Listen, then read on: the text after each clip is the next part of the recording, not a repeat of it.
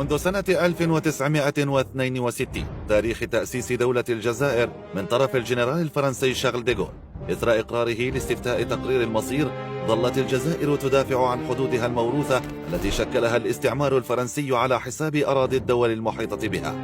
سنة 1959 أكد الرئيس الفرنسي آنذاك الجنرال شارل ديغول في خطاب له عن استعداده منح الجزائريين حق تقرير المصير في ظرف زمني لا يزيد عن 4 سنوات. ديغول أكد أنه سيطرح السؤال على الجزائريين بصفتهم أفرادا، لأنه وحسب كلامه منذ بداية التاريخ لم يكن هناك أي سبب قوي للسيادة الجزائرية، قائلا: القرطاجيون والرومان والوندال والبيزنطيون وعرب الشام وعرب قرطبة والأتراك والفرنسيون كلهم دخلوا هذا البلد الواحد تلو الآخر، ولم تكن هناك دولة جزائرية في أي وقت ولا بأي طريقة على مدى الحقبة التاريخية. فإن كان شارل ديغول هو من صنع حدود الجزائر الحالية، فإن وزير الحرب الفرنسي أنطوان فيرجي شنايدر هو من أطلق على البلاد اسم الجزائر بتاريخ 14 من أكتوبر 1839، حيث راسل الحاكم العام للمملكات الفرنسية في شمال إفريقيا سيلفان شارلفالي يخبره باعتماد اسم الجزائر لأول مرة من طرف الاستعمار الفرنسي، ونقل في الرسالة ما يلي: السيد المارشال، حتى هذا اليوم تمت الإشارة إلى الأراضي التي نستعمرها في شمال إفريقيا في المراسلات الرسمية إما تحت اسم الممتلكات الفرنسية في شمال إفريقيا أو الإيالة الجزائرية القديمة. أبلغكم أنه بقرار من السيد وزير الدولة للحرب ستحمل الممتلكات الفرنسية في شمال إفريقيا من الآن فصاعدا التسمية الرسمية الجزائر. وإن كانت فرنسا قد صنعت الاسم والحدود لدولة الجزائر على حساب قطم أراضي دول مثل المغرب وتونس وليبيا ومالي والنيجر، فإن بعض هذه الدول ما زالت تضع النظام الجزائري العسكري الذي تشكل بعد الاستقلال في حالة استنفار زمني طويل من خلال متها فرنسا لمستعمراتها السابقة. فما هو تاريخ الجزائر؟ ومن كان يحكمها عبر التاريخ؟ وما هي حدودها قبل استعمارها من طرف الدولة العثمانية وجعلها أيالة لمدة 315 سنة قبل أن تستعمرها فرنسا لمدة 132 سنة؟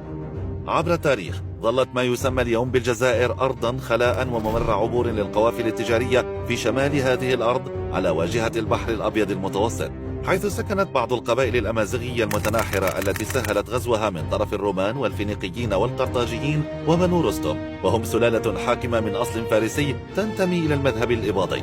كما حكمت أرض الجزائر الحالية من طرف الأغالبة وهم سلالة عربية من بني تميم، والتي حكمت شرق الجزائر وتونس وغرب ليبيا مع جنوب إيطاليا وصقلية وسردينيا وكورسيا ومالطا.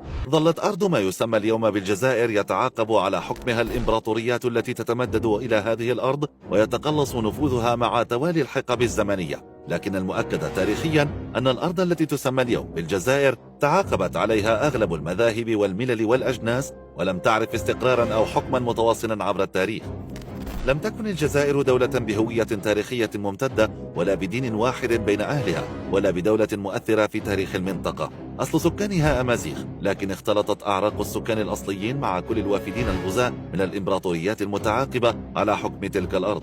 ولهذا قال المؤرخ والمرشح الرئاسي السابق للجزائر نور الدين بوكروح في حوار صحفي إن الجزائر هي عبارة عن هجرة غير شرعية في التاريخ. احنا شعب بدون دستور، ما عندناش كواغت في التاريخ، هايمين. نو سوم دي كلونديستان دو ليستوار، نو سوم دي ريسكيور دو ليستوار. زاد بلا كواغت كما الهجره الغير الشرعيه، احنا عباره على هجره غير شرعيه في التاريخ، زاد من هكذاك. ظلت هذه الأرض على هذه الحال حتى في حكم الزيانيين الذين حكموا أرض الجزائر، وهم سلالة تعود إلى قبيلة زنات الأمازيغية. تقول الروايات التاريخية أن أصلهم من نسل يكنثين ابن قاسم، وهو من سلالة الأدارسة الذين كانوا قد أسسوا أول دولة في المغرب. وبحلول سنة 1492 ميلادية كان الإسبان قد قضوا على الحكم الإسلامي بالأندلس ووجهوا أعينهم على منطقة شمال إفريقيا. في أرض الجزائر الحالية كان الزيانيون يعيشون ضعفا وخلافات كبيرة بينهم جعلت الأمير الزياني محمد السابع لأن يذهب بنفسه إلى إسبانيا ليطمئن فرناند الخامس ويقدم له هدايا استرضاء له من أجل تفادي الغزو الإسباني للدولة الزيانية التي كانت متنافرة على أرض الجزائر، غير أن الإسبان رفضوا الهدايا وخيانة جزء كبير من الزيانيين لبعضهم البعض، وفضلت مملكة قشتالة أن تغزو مدينة وهران ثم تبعتها بالعديد من المدن الساحلية وتوجهت نحو تلمسان لاحتلالها.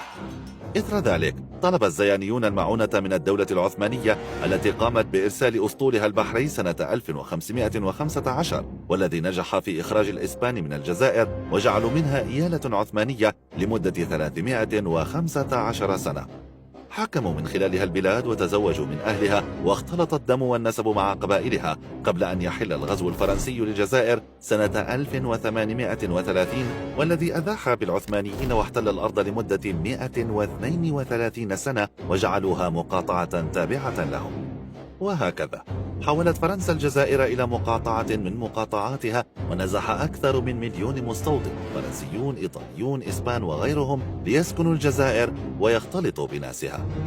بعد هذا الغزو الفرنسي بدأ السلطان المغربي المولى عبد الرحمن يقدم دعما خلفيا للمقاومين الجزائريين ضد فرنسا، وهو ما جعل الأخيرة تدخل في حرب مباشرة ضد المملكة المغربية لجعلها تتوقف عن هذا الدعم. إصرار السلطان المغربي على دعم المقاومة الجزائرية دفع الفرنسيين للاشتباك مع المغاربة في معركة إسلي التي دارت رخاها بوادي إسلي بالقرب من مدينة وجدة المغربية شهر غشت من سنة 1844. هذه المعركة خسرها المغاربة لضعف عتادهم قياسا بالجيش الفرنسي المتطور عددا وعدة. بعد هزيمة المغاربة في هذه المعركة فرض الفرنسيون على السلطان المغربي توقيع معاهدة اللامغنية، وعملت فرنسا أن تكون بنود هذه المعاهدة بمثابة عقاب للمغرب على دعمه للمقاومة الجزائرية، ففرضت على السلطان المغربي حدودا بين مقاطعتها الجزائر وبين المملكة المغربية عبر ترسيم نقطة مصب وادي ملوية شمالا إلى فيجيك جنوبا، أما الأراضي من فيجيك إلى الجنوب المغربي فظلت بدون ترسيم. وهكذا بدأت فرنسا في قضم مزيد من الأراضي المغربية وضمها إلى الجزائر لتشكيل حدودها الحالية، بما فيها مناطق توات والقرارة وإيجلي وواد ساورة، بناء على مخطط لربط غرب إفريقيا بالبحر الأبيض المتوسط بواسطة السكك الحديدية العابرة للصحراء.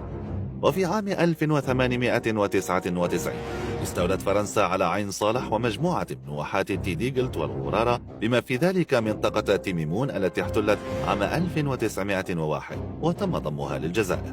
وبعد فرض فرنسا الحماية على المغرب سنة 1912 قررت تثبيت الحدود ما وراء فيجيك، ومع اكتشاف مناجم الحديد والمغنيز في المنطقة عملت فرنسا سنة 1950 على فرض رسم الحدود نهائيا، حيث تم ضم منطقة بشار وواحات توات ورأس العين وغيرها، وهي كلها عمليات بدر موثقة للأراضي المغربية تؤكدها وثائق الأرشيف المغربي والفرنسي. وهكذا عملت فرنسا على رسم وتوسيع حدود الجزائر الحالية، وخلقت دولة لم تكن موجودة بحكم انتقالها من إيالة تحت الحكم العثماني لمدة 315 سنة إلى مستعمرة تحت الحكم الفرنسي دامت 132 سنة لم تملك يوما ربع مساحتها الحالية وفق جميع المراجع التاريخية. وإلى اليوم ما زالت الدول المحيطة بالجزائر تطالب بأراضيها، مثل ليبيا التي ما زالت تطالب بمنطقة تزيد عن 32,000 كيلومتر مربع محاذية لقرية إمباز على الحدود الجزائرية النيجيرية،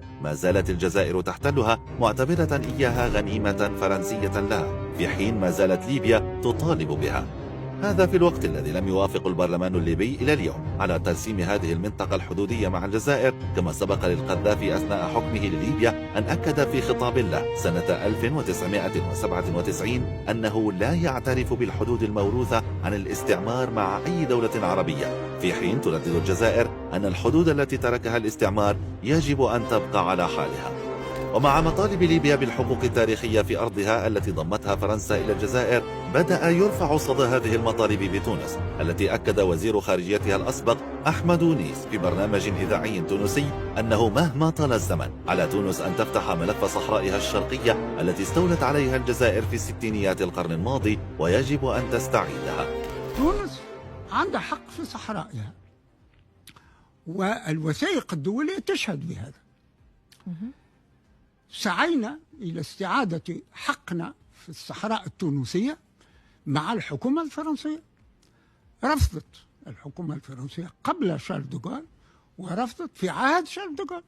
سلبونا من حقنا في صحرائنا، وبعد ما سلبونا من حقنا في صحرائنا تلفتوا، معناها بعد ما انتهوا من قضية الشرق متاعهم تلفتوا للغرب متاعهم، ويحبوا يسلبوا المملكة المغربية من صحرائها، ويجي وقت اللي تونس تستعيد حقها في الصحراء التونسية. وفي المغرب كرس الدستور المغربي لسنة 2011 حق المملكة المغربية في صحرائها الشرقية التي ضمتها فرنسا للجزائر، حينما أكد في فصله 42 على أن الملك هو ضامن استقلال البلاد وحوزة المملكة في دائرة حدودها الحقة.